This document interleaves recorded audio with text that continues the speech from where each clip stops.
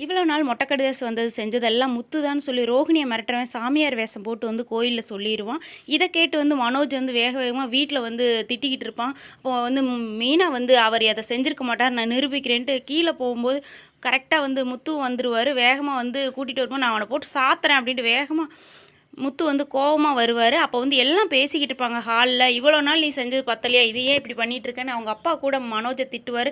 இல்லைப்பா, எல்லாத்துக்கும் செஞ்சது காரணமே இவன் தான் எல்லா வேலையும் பண்ணியிருக்கான், என் பாடி கார்டை விட்டு இவனை அடிக்க போகிறேன் அப்படின்னு சொல்லிட்டு வேகமாக போய் மனோஜ் பின்னாடி ஒதுங்குவோம். அடிக்க போவே நம்ம பாடி கார்டு வந்து நடுவில் நின்றுவார்.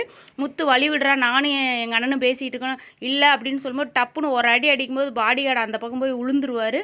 உடனே அப்படின்ட்டு பாடி கார்டு அழுகிறத பார்த்துட்டு வீட்டில் இருக்கிறவங்க எல்லாருமே சிரின்னு சிரிச்சிருவாங்கங்க. பாடி கார்டு எந்திரிச்சிட்டு ஓடியே போயிடுவார். அப்புறம் வந்து எல்லாம் ஹாலில் உட்காந்து பேசிக்கிட்டு இருப்பாங்க. இந்த தப்பை எப்படி நானே கண்டுபிடிக்கிறேன், என்னடா நினச்சி சொல்கிறா அப்படிங்கும்போது மனோஜ் வந்து சொல்லுவார், கோயிலில் வந்து ஒரு சாமியார் வந்து உன் ஃபோட்டோவை காட்டிட்டு தான் அவன் எல்லாம் அந்த ஃப்ராடு பையனாக தான் இருக்கும், நான் ஜெயிலில் பிடிச்சி கொடுத்தேன்னு பயங்கரமாக முத்து கரெக்டாக சொல்லுவார். இதுக்கு பின்னாடி யார் இருக்கான்னு நான் கண்டே பிடிச்சாகுவேன்னு சொல்லும்போது ரோஹிணிக்கு பயங்கரமாக ஷாக் ஆகும். அதை பார்த்துட்டு முத்து சொல்லுவார், இந்த ஃப்ராடும் சேர்ந்து ஏதோ ஒரு வேலை செஞ்சுக்கிட்டு இருக்குது அப்படின்னு சொன்னதும் வேகமாக அதை கேட்டுருவாங்க. முத்துவும் மீனாவும் டவுட்டில் பேசிக்கிட்டு இருப்பாங்க.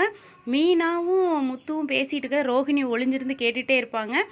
இப்போ வந்து நல்லா கரெக்டாக வந்து முத்துவுக்கு வந்து ரோஹிணி மேலே சந்தேகம் வந்துருச்சுங்க. யாருன்னு அந்த கேடின்னு நானே கண்டுபிடிக்கிறேன் அப்படின்னு டைனிங் டேபிளில் வந்து சொல்லும்போது ரோஹிணிக்கு மூஞ்சே இருக்காதுங்க. இப்படி தாங்க ப்ரொமோ போட்டிருக்காங்க. பிடிச்சிருந்தா ஒரு லைக் கொடுங்க.